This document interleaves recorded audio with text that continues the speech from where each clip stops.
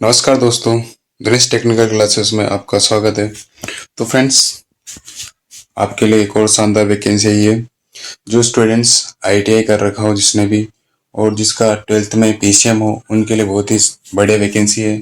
तो वो लोग जरूर इस वीडियो को पूरा देखें, क्योंकि ये वैकेंसी उन्हीं के लिए है जिनका साइंस मैथ्स है 12th में, और जो आईटीआई ट्रेड है। आईटीआई ट्रेड भी इलेक्ट्रॉनिक्स से है, फीटर है, वेल्डर है, और जो इलेक्ट्रिशियंस हैं उनके लिए ही वैकेंसी है। तो हम पहले पूरा नोटिफिकेशन देखते हैं, पहले कुछ खास बातें इस पर बात करते हैं। तो ये वैकेंसी आई है nuclear power corporation of India limited, जो राजस्थान रौतबाटा में जो साइट है वहाँ से वैकेंसी आई है। ये वैकेंसी बहुत ही अच्छी खासी पोस्ट हैं इसमें।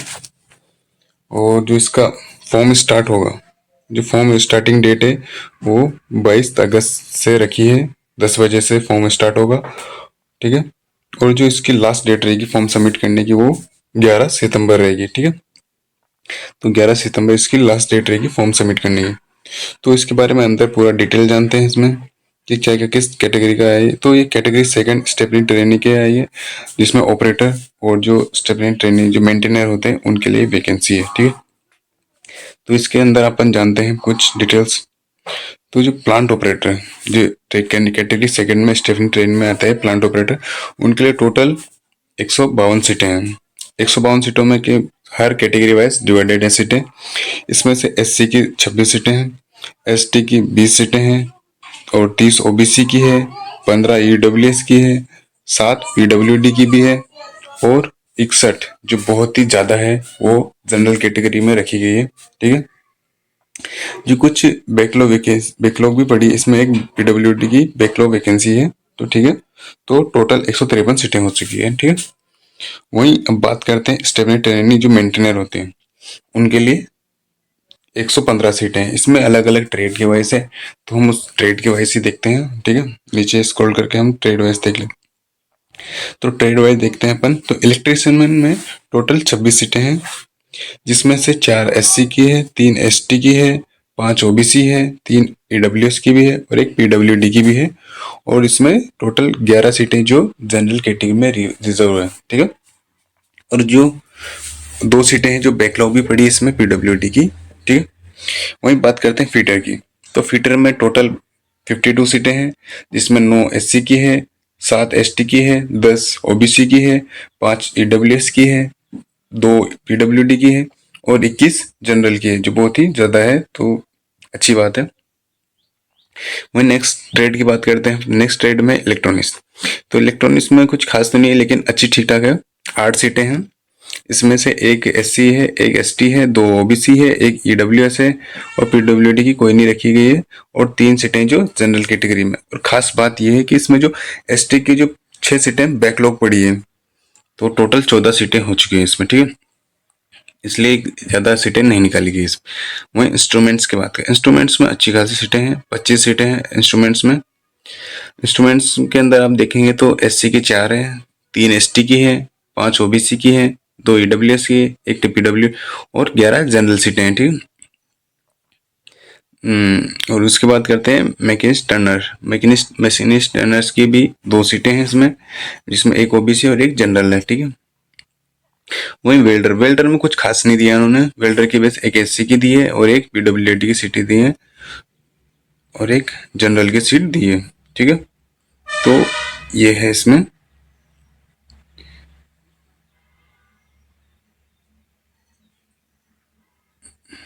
तो टोटल ये 115 सीटें हैं मेंटेनर वालों के लिए, ठीक है।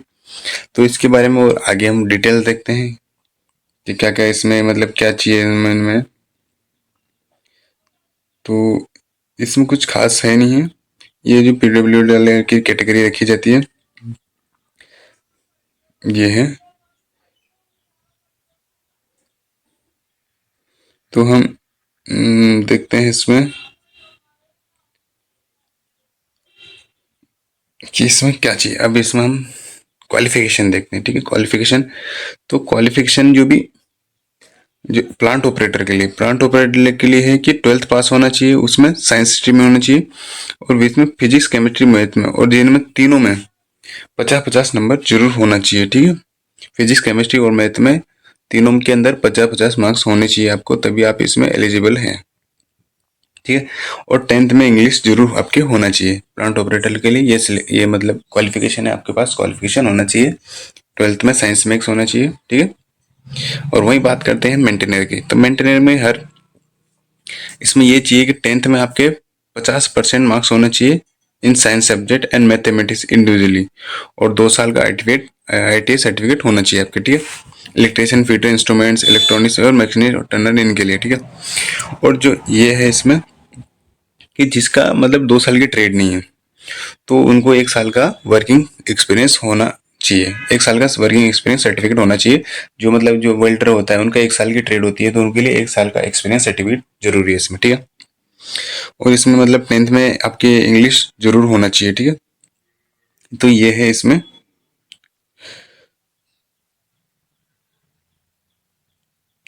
तो ये ठीक है। और क्या है इसमें, तो इसमें मतलब एक फिजिकल स्टैंडर्ड भी होता है आपका, तो सबके लिए सेम है। 160 सेंटीमीटर हाइट चाहिए और वेट 45.5 किलोग्राम होना चाहिए। ठीक है। ये सभी के लिए सेम है। ठीक है। वही बात करते हैं अब इसका स्टाइपेंड क्या रहेगा, मतलब सैलरी क्या रहेगी। तो इसमें मतलब 2 साल की ट्रेनिंग रहती है। 2 साल का आपको ट्रेनिंग दिया जाता है। ठीक है, दोनों का। तो ट्रेनिंग पीरियड रहता है, तो फर्स्ट ईयर में आपको 20,000 पर मंथ मिलता है, और सेकेंड ईयर में 22,000 पर मंथ आपको दिया जाता है। ठीक है। उसमें बुक अलाउंस भी दिया जाता है आपको 3,000 रुपये वन टाइम ग्रांट में। ठीक है। और ये रहता है इसमें। ठीक है।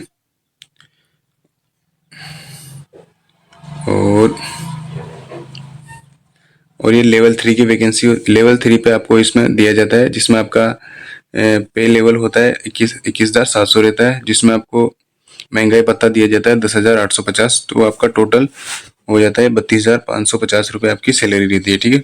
ये आपका सैलरी रहती है। ठीक है। इसमें सभी सुविधा दी जाती है आपको। अलाउंसेस देता है, transport allowances, travel allowances, professional side location, हर चीज़ की आपको रहने के लिए, सबके लिए बहुत ही कैंटीन सब्सिडी, हर सुविधा दी जाती है आपको, जो गवर्नमेंट जॉब में दी जाती है। ठीक है। और इसमें जो एज क्राइटेरिया है, जो मेन है एज क्राइटेरिया है, जो जनरल कैटेगरी के लिए 18 से 24 वर्ष का रखा गया है जनरल के लिए, और जिसमें आपको छूट मिलती है। तो SC ST वालों को 5 वर्ष की छूट मिलती है, OBC वालों को 3 वर्ष की छूट मिलती है, जो PWD होता है, जो बेंच डिसेबिलिटी वाले होते हैं, उनको 10 साल की छूट दी जाती है। जो PWD ST वाले उनके लिए 15 साल की छूट दी जाती है। ठीक है।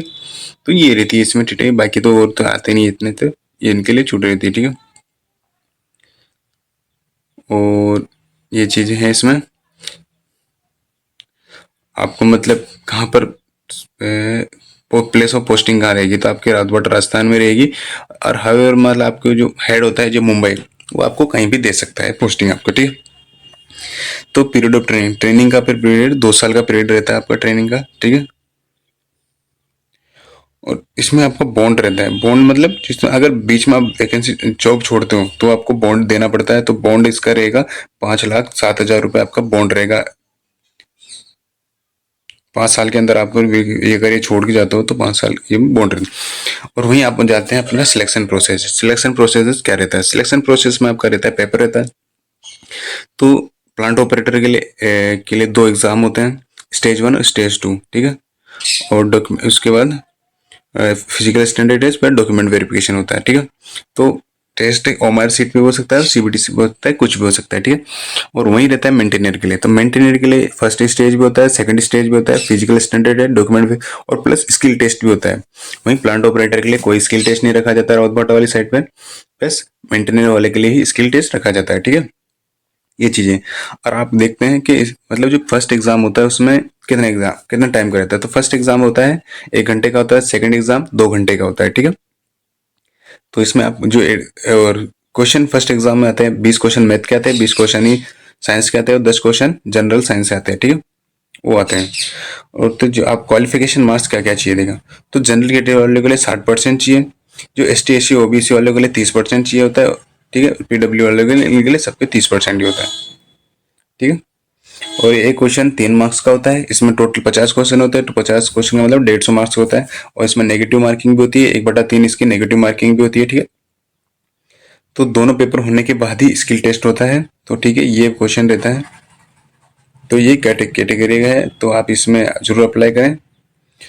और इसमें आप एनपीसीएल की ऑफिशियल वेबसाइट पर जाके इसका फॉर्म सबमिट कर सकते हैं।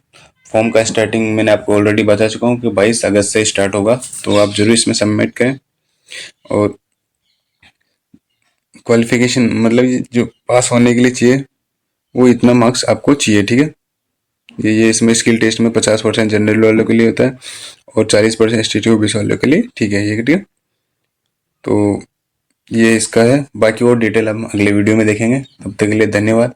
अगर वीडियो अच्छा लगा हो तो वीडियो को लाइक जरूर करें और चैनल को सब्सक्राइब जरूर करें। धन्यवाद। जय हिंद, जय भारत।